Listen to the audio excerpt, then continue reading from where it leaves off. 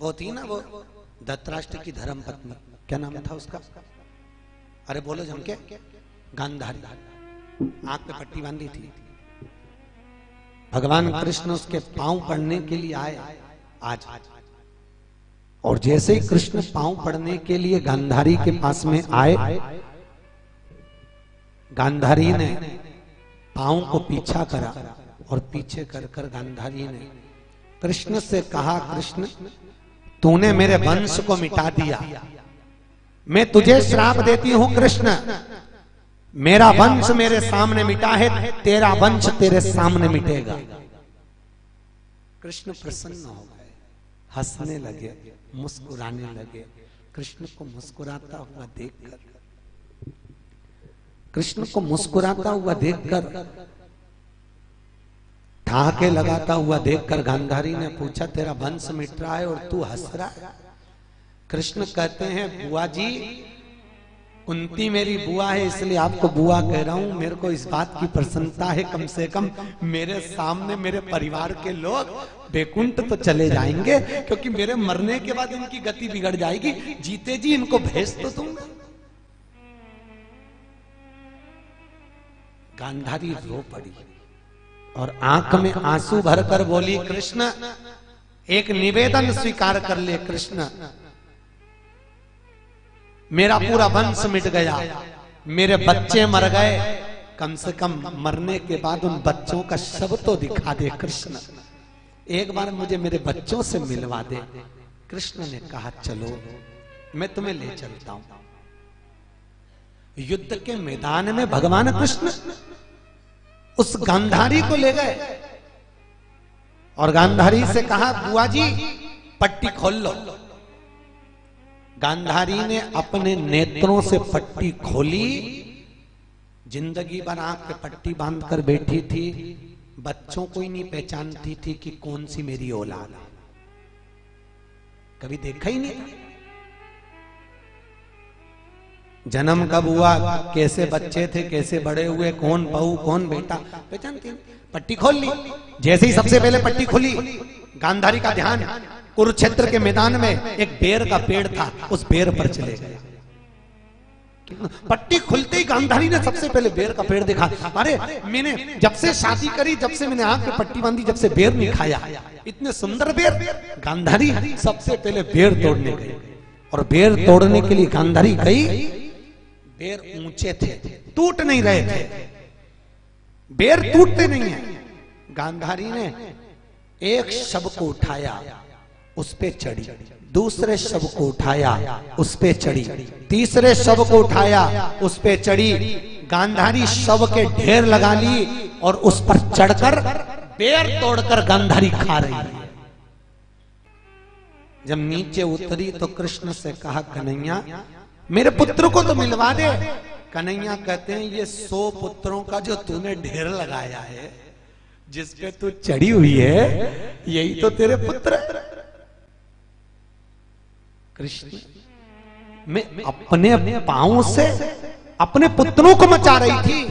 हाँ, अरे गांधारी कृष्ण के गले लगकर रोने लगी। कृष्ण अरे मेरे पुत्रों को मैं पांव से क्यों मचा रही, मेरे पुत्र क्यों मरे, उनको मैं क्यों मचा रही हूं, अपने पांव से क्यों उठ रही। कृष्ण कहते हैं, बुआ जी एक आप और एक भीष्म पितामह दोनों 100 जन्म तक का देख सकते हो। कितने जन्म? 100 जन्म तक का इतिहास देख सकते हो। आप अपने 100 जन्म का इतिहास देखो कि आपने कोई पाप तो नहीं करा। गांधारी कहती है, मैं अपने 100 जन्म का लीला देख रही हूं, मैंने जिंदगी में कोई पाप नहीं करा। बुआ जी बस आप में और मुझ में अंतर ये है, आप 100 जन्म तक का देख सकते हो और मैं आपके आज जन्म ना जाने कितने जन्म हुए उसको भी देख सकता हूं। आपका 122वें नंबर का जन्म, जिस जन्म में आप एक राजा की लड़की बनी थी, आप एक राजा की बेटी बनी और बड़ी सुंदर बेटी, इतनी सुंदर कि देवलोक की अप्सराएं आपके आगे फीकी लगती थी।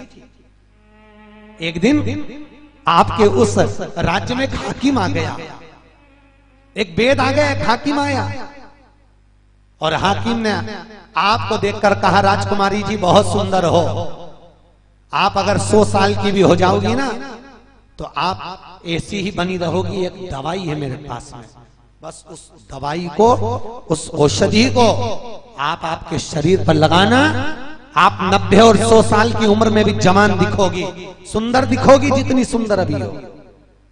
राजकुमारी ने कहा उस औषधि को मुझे दो। राजकुमारी जी औषधि बनाना पड़ेगी, बनाओ, मेरे लिए बनाओ। उस हाकिम ने कहा औषधि बनाने में थोड़ी सी हिंसा होगी। हिंसा? राजकुमारी जी ने कहा भले हिंसा कर दो पर मेरे लिए औषधि बनाओ। राजकुमारी जी उसमें 100 केचुओं को कूट कर पीस कर फिर औषधि मिलाई जाएगी। राजकुमारी कहती है मुझे सुंदर बनाने के लिए 100 केचुओं को कूट दे, पीस दे।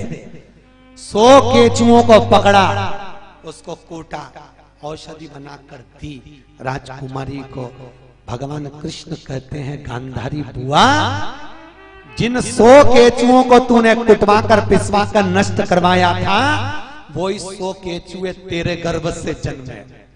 जिनको तूने कूटा था वही केचुए आज तेरे पांव से रुंधवा रहे हैं, तेरी औलाद बनकर, तेरे पुत्र बनकर।